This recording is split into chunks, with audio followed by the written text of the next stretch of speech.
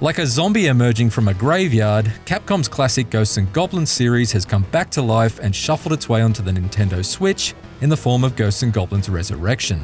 But this storybook-styled semi-sequel is anything but brain dead, reimagining and remixing the best elements of the 80s Ghosts and Goblins and Ghouls and Ghosts, and offering a raft of flexible difficulty options to make it far and away the most approachable entry in the action platformer series to date.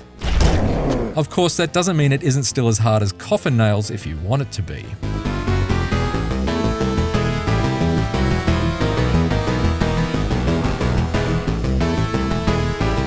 Every character in Resurrection has been hand-drawn and brought to life with the quirky movements of murderous shadow puppets, and staged inside striking reinterpretations of classic series levels like the Graveyard and the Crystal Forest.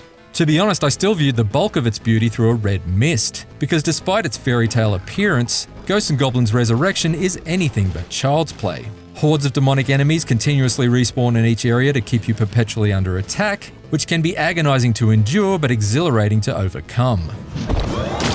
It's also constantly messing with you. You can never be sure if the hidden treasure chest you discovered houses a power-boosting suit of gold-plated armor, or a magician waiting to transmogrify you into an aggravatingly defenseless frog.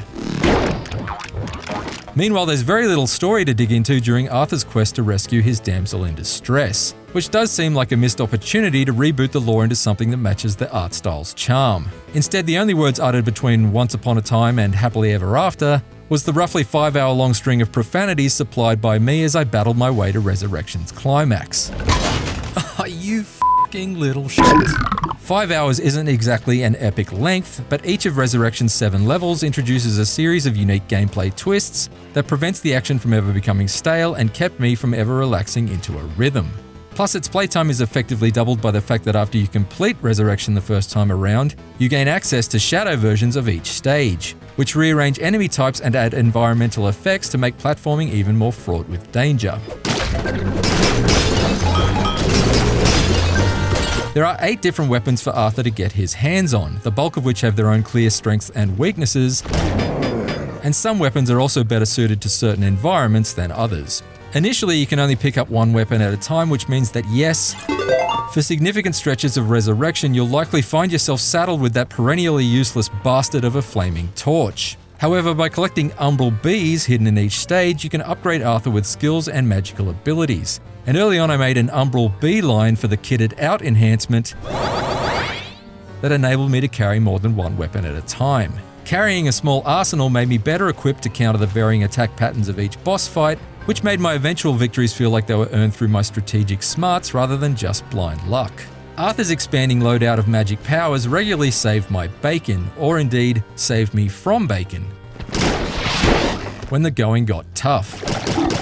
Yet given the option, I'd probably trade almost all of these special attacks for the ability to double jump or fire all weapons on a diagonal axis, because even with these extra upgrades, Arthur is still as stiff as rigor mortis as far as his fixed arc jumping and 4-way shooting is concerned. I realised that Arthur's rigid moveset is by design and true to the arcade originals, but there were times when I couldn't be completely sure if Resurrection's unwavering adherence to Arthur's long-established limitations was scratching a nostalgic itch or gleefully picking at old wounds.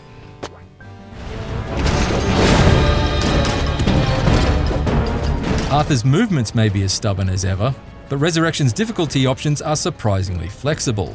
I opted to play through on the second hardest setting, Night, and although I didn't regret it, it did make me sweat. Fortunately, while you can't permanently reduce the overall difficulty once your quest has begun, Resurrection still offers you a small amount of mercy if and when you need it. Die a few too many times within one checkpointed area, and you'll be asked if you want to drop the difficulty down for the remainder of that level. If Ghosts and Goblins Resurrection can be considered as a form of side-scrolling sadomasochism, then these optional mid-level difficulty drops serve as its safe word. The 2 lower difficulty settings are even more accommodating. Squire allows Arthur to withstand more hits before he collapses into a pile of bones, and even lets you slow enemy movements to half speed if you're still struggling to avoid their attacks. Meanwhile, Page grants you the ability to respawn on the spot with unlimited lives, rather than boot your armored ass back to a checkpoint.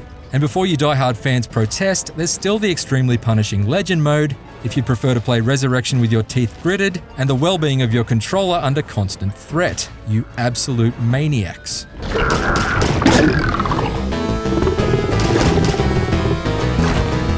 Ghosts and Goblins Resurrection is an old-school action platformer that's not too cruel to compromise, allowing you to fine-tune its challenge level relative to your individual skill and tolerance for pain.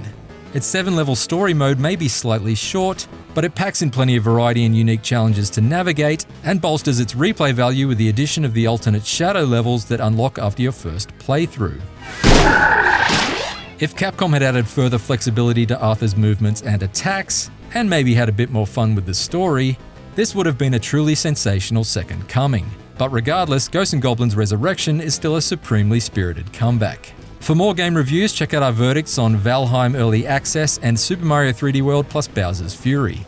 And for everything else, stick with IGN.